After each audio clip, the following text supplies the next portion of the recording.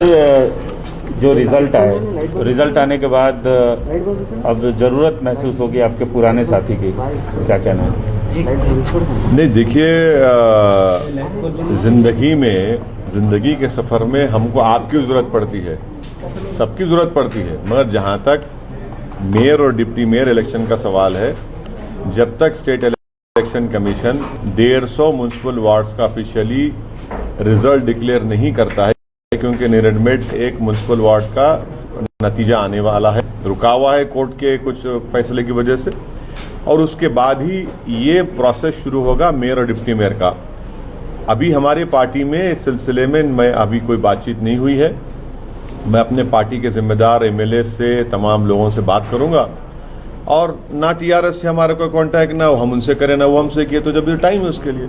Sir, लेकिन ये आप बात बोलने के लिए कह रहे हैं, लेकिन सबको पता है कि टीआरएस और एमआईएम का वास्ता रहा है, चाहे लोकसभा चुनाव चाहे विधानसभा चुनाव, सपोर्ट करते रहे हैं और बिना आपके बनेगा भी नहीं। इस म्यूनसिपल इलेक्शन में, जीएचएमसी के इलेक्शन में रहमत, कई जगह पर हम मुकाबला किए, 51 सीट हम लड़े, एक रहमत नगर था, रहमत नगर में टीआरएस जीत गए, हम सेकंड आए।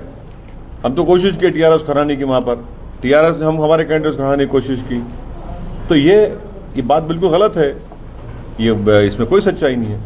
बीजेपी ने जो इस तरह से जो आश्चर्यजनक जीत बीजेपी की हुई, आश्चर्यजनक, और जो पिछले बल्दिया के चुनाव से देखा जाए, जो इस बार जीत, हमारा 44 जीतना आपके लिए ताज्जुब की बात नहीं है। आपने तो बस जितना था उतना अरे भाई, इनका कितना हुआ? 150 लड़े ये लोग, और 36% सक्सेस रेट इनका, स्ट्राइक रेट। हमारा 86% है। ये आपको देखना चाहिए कि अगर हम लड़ लेते 70-80, तो भाई साहब फिर तो सबकी टाई कर दिए थे हम। नहीं, हमेशा आप बीजेपी की मुखालफत करते रहते हैं, रोकने की बात करते हैं। हाँ। लेकिन बीजेपी हैदराबाद में, और जो कहा जाता है कि आपका शहर माना जाता है, हमारे कॉन्स्टिट्यूंसी में बीजेपी कहाँ जीती? बताइए। हम 44 हैदराबाद में म्यूनसिपल वार्ड्स हैं, 34 हम लड़े, 33 हम जीते, 5 साल पहले भी जीते थे। क्या किया बीजेपी ने? सर्जिकल स्ट्राइक, जिन्ना, अफगानी, रोहिंग्या, वो यूपी के मुख्यमंत्री को लाए, 3 वार्ड हार गए। अमित शाह को, गृह मंत्री को लेकर आए, वो आपका घासी बाजार हार गए।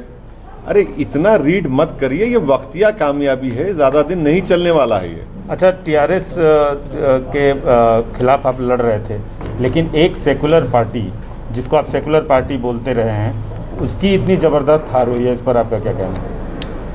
ये जनता का वर्डिक्ट है, इसमें क्या है? उसमें जनता का वर्डिक्ट है, जनता का वर्डिक्ट है। और ये Hyderabad, greater Hyderabad municipal corporation जो वर्डिक्ट है, वो किसी पार्टी के लिए मैंडेट नहीं है।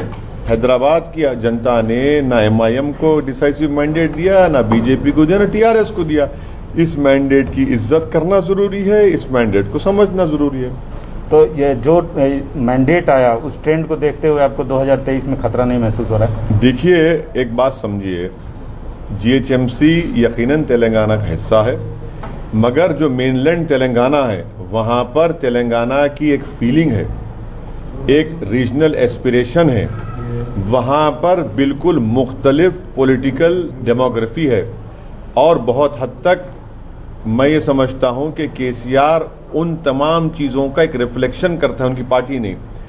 अगर आप बोलेंगे आप गलत कह रहे हैं, तो मैं आपको बता रहा हूं कि निज़ामाबाद म्यूनसिपल कॉरपोरेशन में 8-10 महीने पहले इलेक्शन हुए, जहां पर बीजेपी का सिटिंग एमपी है, वहां पर क्या मेयर बीजेपी का है, डिप्टी मेयर नहीं है। करीमनगर म्यूनसिपल कॉरपोरेशन के इंतखाबात हुए, इलेक्शन हुआ, वहां पर बीजेपी का स्टेट प्रेसिडेंट है, एमपी है, वहां पर बीजेपी का मेयर डिप्टी मेयर नहीं है। तो इसीलिए हम कह रहे हैं कि आप बहुत ज़्यादा इसको रीड मत करिए, इस डिसीजन को। मेरा मानना यह है कि आज भी टीआरएस एक फॉर्मिडेबल फोर्स है मेनलैंड तेलंगाना में। यकीनन जो नतीजा आया है, केसीआर को सोचना पड़ेगा कि क्यों ये नतीजा आया, और हमको यकीन है कि एक मंजेवे सियासतदान है, जिन्होंने अकेले अपनी इस पार्टी को खड़ा किया है, वो देखेंगे उस बातों को। मगर ये मेरा काम नहीं है कि मैं किसी के पार्टी के अंदरूनी मामलात में तबसरा करूं, उनको फैसला करना है, वो बेहतर जानते हैं कि क्या करना है नहीं करना। सर, ये क्या वजह है कि जब चुनाव होता है बीजेपी आपको आप पे अटैक करती है, आप बीजेपी पे अटैक करते हैं, हाँ। और वहाँ पे बीजेपी गेन कर जाती है। आपका फायदा या नुकसान नहीं होता है, अगर फायदा भी होता है या नुकसान भी होता है, लेकिन बीजेपी गेन करती है, ये क्या वजह है? कहाँ बीजेपी गेन की? हर और जगह। सुनिए, औरंगाबाद की जो एमपी सीट थी 22-23 साल शिवसेना के पास थी, इम्तियाज जलील हरा दिए, कांग्रेस नहीं हरा पाई थी। झारखंड में हम इलेक्शन लड़े, नहीं मिली कामयाबी, वहाँ बीजेपी नहीं जीती। अरे कितनी मिसालें दूंगा मैं आपको ऐसे। ये हमको बीजेपी से क्यों जोड़ते आप? देखिए समंदर, क्योंकि हम नहीं, सुनिए, सारी सियासी नहीं, पार्टियां समंदर के दो किनारे एक नहीं हो सकते, इतना याद रख लीजिए आप। समंदर के दो किनारे कभी एक नहीं हो सकते। तो बंगाल में भी ऐसा ही होने वाला है सर, अब बीजेपी जीतेगी, आप चुनाव लड़ेंगे। अरे भाई, अगर मेरे लड़ने से तो कोई जीतेगा कोई हारेगा, मैं भी जीतूंगा ना। ये कब से हो गया कि भाई आप ये देख कर लड़ी इलेक्शन? मैं भी हारा है, 7 सीट में हार गया, मेरे खिलाफ क्यों मैं बोलूं, शिकायत करूं, मैं छोटे बच्चे की तरह रहूं कि मैं 7 सीट में हार गया, क्यों लड़े मेरे खिलाफ? यही तो जमहूरियत की खूबसूरती है, यही तो जमहूरियत की खूबसूरती है। तो बंगाल में बंगाल के हमारे जिम्मेदारों से हमारी बातचीत होगी, उनसे पूरा बात करेंगे, फैसला लेकर आपको बताएंगे। बीजेपी जिस तरीके से गेन कर रही है, बिहार में भी आप चुनाव लड़े, आपको भी 5 सीटें मिली, बीजेपी जीती, यहाँ भी यही देखने को मिला। तो बंगाल में आप जैसे बोलते हैं, हर बार आप ये बोलते हैं कि वक्तिया फायदा है, वक्तिया जीत है। एक बात सुनिए, बिहार बंगाल में पार्लिमानी चुनाव हुए, 18 बीजेपी जीती, हम तो एक भी नहीं लड़े। क्या बोलेंगे आप? टीएमसी के नेता छोड़ के बीजेपी भाग रहे, हमसे पूछ के जा रहे हैं क्या वो? अरे हर चीज में हमको लाके आप लोग खड़ा कर देते सामने। अरे हमारे कंधे पे रखकर बीजेपी का बाजा मत बजाइए, हमारे कंधे पे रखकर बीजेपी का प्रोपेगेंडा मत करिए।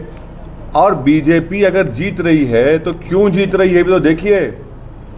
भाई आप तो मुसलमानों का सेक्युलर वोट ले रहे हैं, मगर आपका वोटर कहां भाग रहा है वो भी तो सोचिए। आप वो क्यों नहीं सोचते?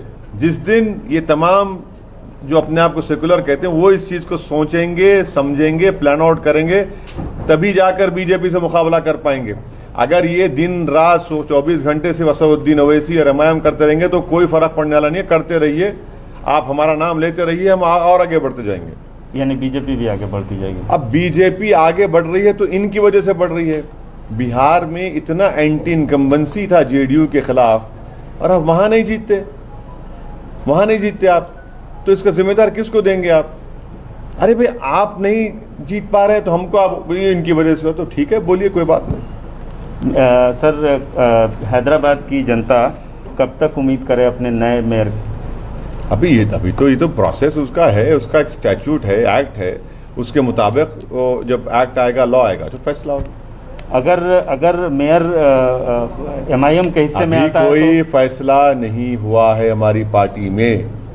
जब बातचीत होगी, फैसला होगा, जब वक्त आएगा तब आपको बताएंगे। बीजेपी एमएलए बस